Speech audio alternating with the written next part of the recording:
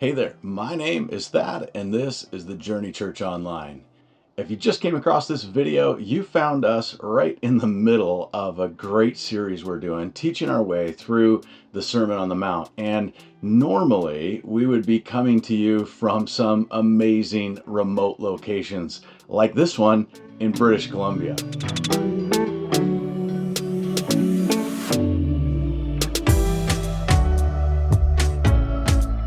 Or this one in the Yukon.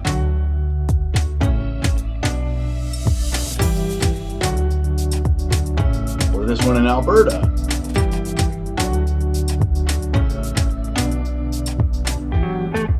Or Lake Superior.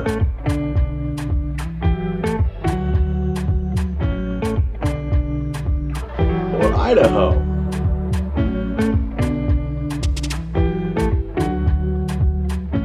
Okay, I think you get the idea. So as we travel to these locations, we bring the Bible to life by connecting the lessons from the scriptures with the amazing places and people that we encounter along the way.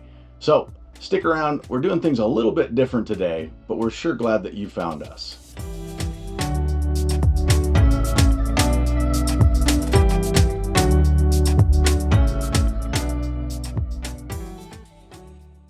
Well, this week we're taking a more somber approach because this has been a week that's just been flooded with news coverage of the devastating attacks in Israel. We've heard these horrible stories, like many of you, of women being raped and beaten and innocent children killed. We've seen graphic videos of people being murdered and dragged through the streets and paraded like trophies. All of these horrible, evil things that evil people have done. And then on top of that devastation comes the media coverage of people that are flooding the streets all around the world in support of these evil people. Online on social media, all the posts and the comments and the tweets about how these people in Israel are getting what they deserve. And I think probably like many of you, we have found all of it really disturbing. I honestly just can't wrap my brain around how a human being can do those horrible things to other human beings. Now, I'm not naive to things. I know that this isn't new. I know that evil people have done evil things since the beginning of time. But here's the thing, knowing that it has happened in the past doesn't make it any easier to understand why it's happening today. And the things that are happening to these innocent people are hard to think about. They're actually worse than hard to think about. They're really uncomfortable to think about. But I think one of the things that's really bothered me this last week has been seeing protesters in our own country cheering on these evil people.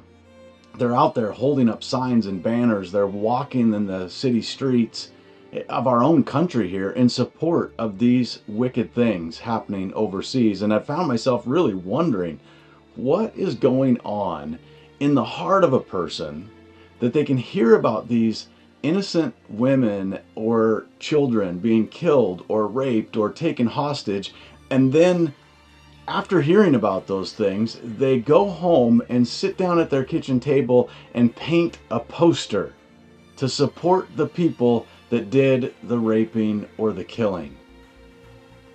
And I keep having this question pop up in my mind. How does somebody get to that point?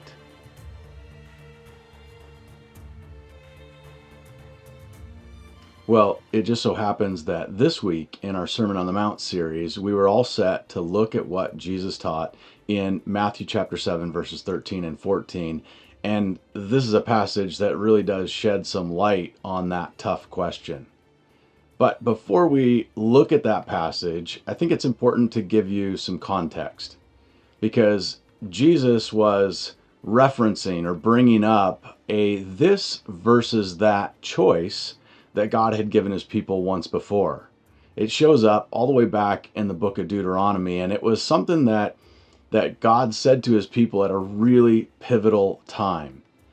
After a lot of years wandering in the desert, God tells Moses that it's time to pass the baton of leadership on to the next generation. And along with that handoff, God also instructed Moses to remind his people where they had come from, to encourage them to stick tight with God, and then also to warn them of the consequences if they ignored God's good plans and instead chose to do wicked things.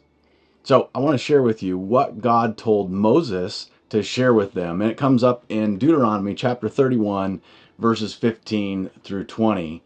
And it starts off like this. He says, "Now listen, today I'm giving you a choice between life and death, between prosperity and disaster. For I command you this day to love the Lord your God and to keep his decrees or his commands and to keep his decrees and his regulations. And you do this by walking in his ways. And if you do this, you will live and multiply, and the Lord your God will bless you in the land that you're about to enter and occupy. But if your heart turns away and you refuse to listen, and if you are drawn away to serve and worship other gods, then I warn you now that you will certainly be destroyed. You will not live a long, good life in the land that you're crossing the Jordan to occupy." He tells them, "Today I have given you the choice between life and death, between blessings and curses.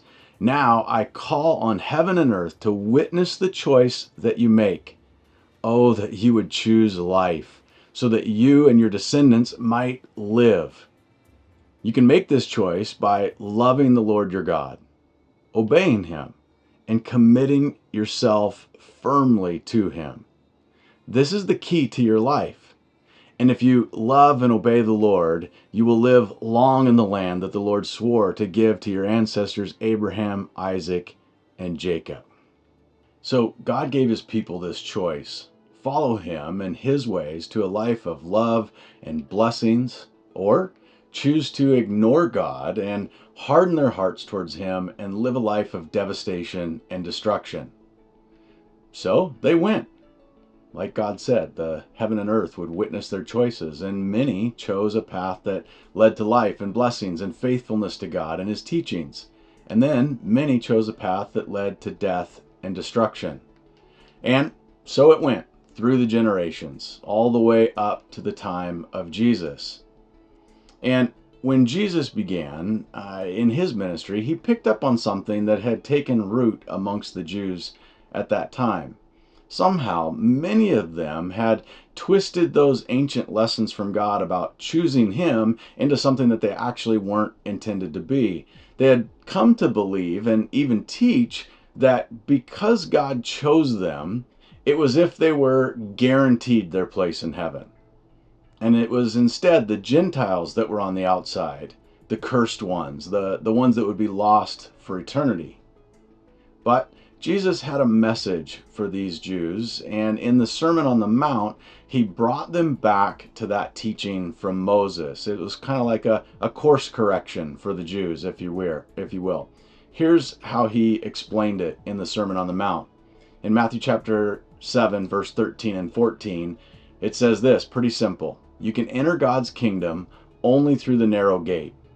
The highway to hell is broad, and its gate is wide, for many choose that way. But the gateway to life is very narrow, and the road is difficult, and only a few ever find it."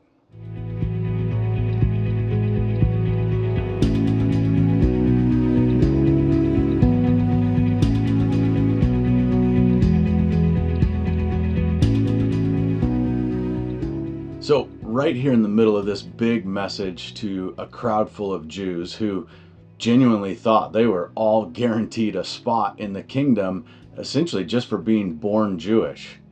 Well, right there in the middle of that, Jesus hits them with a wake-up call, something he'd been doing quite a bit of in the Sermon on the Mount. There's only one way into the kingdom, and it's narrow.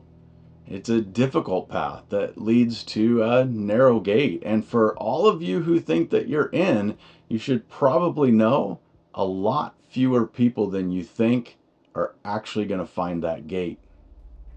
But the road that leads to destruction is huge, and the gate that it leads to has to be equally huge because the insane amount of people they're going to find that path and that gate. In other words, you're not born into salvation. You're not guaranteed a spot because you grew up in the right neighborhood or because you go to the right church or simply because you're a really nice person even. Jesus will go on to say later that he is the way, the truth, and the life, and no one can come to the Father except through him. In other words, he is the narrow gate. The only way in is through Jesus. Something really important to mention here is Jesus is not teaching that God purposely made the road to life hard to find or difficult to get in, and then somehow tricked everybody by making the road to destruction super obvious and easy to find. That's not what this is about. Jesus isn't saying that God made those roads or those paths.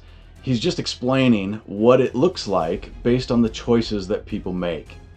And based on what he sees, it seems like very few people find the path to life while the masses are drawn to the highway to destruction. You can imagine the shock some of those Jews must have felt hearing that. Pausing, wondering, which path am I on? Where are they at, right? I think more importantly is asking yourself, which path are you on? Are you choosing to follow Jesus?